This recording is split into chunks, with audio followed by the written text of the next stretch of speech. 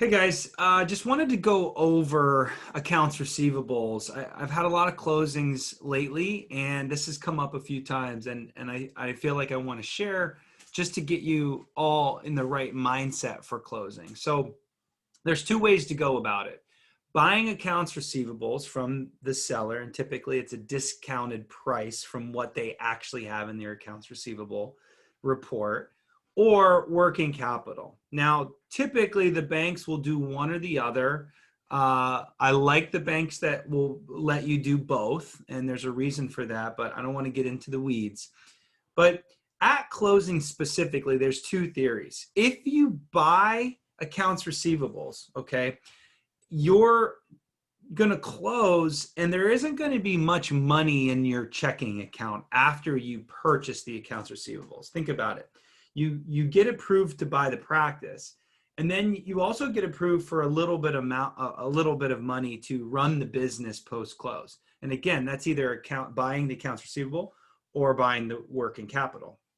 If you buy accounts receivables, you're buying it and your checking account will literally be crazy low. Some of our clients have said, oh my gosh, Mike, I just bought $1 million business and I have no money in the bank. I literally have $1,000. Sometimes it's zero.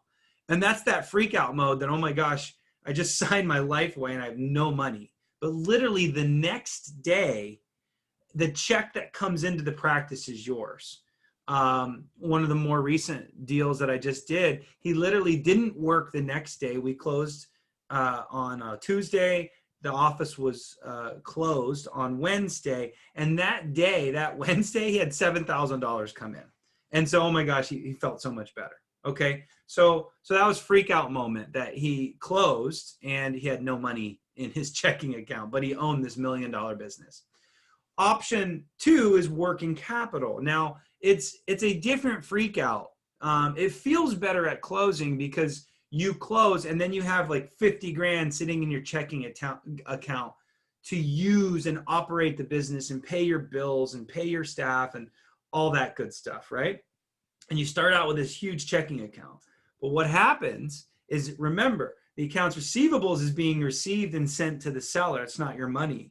So what happens is your checking account starts really high, and then over the next 30 days, it gets really scary low because you're paying rent and you're paying your payroll and you're sending money out the door for all your closing fees to the attorneys and all of these people. So your checking account gets low again, but you're 30 to 45 days into the transaction. You're wondering, what is going on here? I don't have any money. I just bought this business. I see that it's making money on the profit and loss, but I don't have any money. Well, it's because it takes a minute for the insurance companies to reimburse you for the claims. Now, remember, the production that you do, you won't get paid until the insurance company cuts you the check.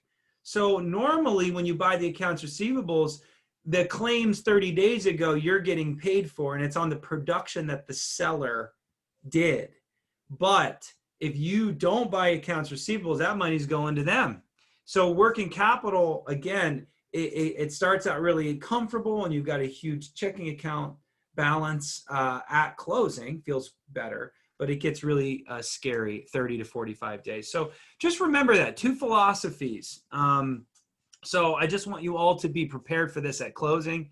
I wanted to share this just because it's come up a few times, and just wanted to share that with you. So have a great day. Thanks. If there's anything that Next Level Consultants could ever do for you, buyer representation, startup coaching, practice consulting. We've got a hygiene acceleration program that you can hire a phenomenal hygiene coach to come in and boost hygiene. And then we just added an exit strategy product. So if you're thinking about selling practice and you want to ramp up for the next maybe 12 months and then sell your practice when you're on top of your game, we can help with that too. So thanks again for following our journey, our path, and good luck in the rest of this 2020 crazy year.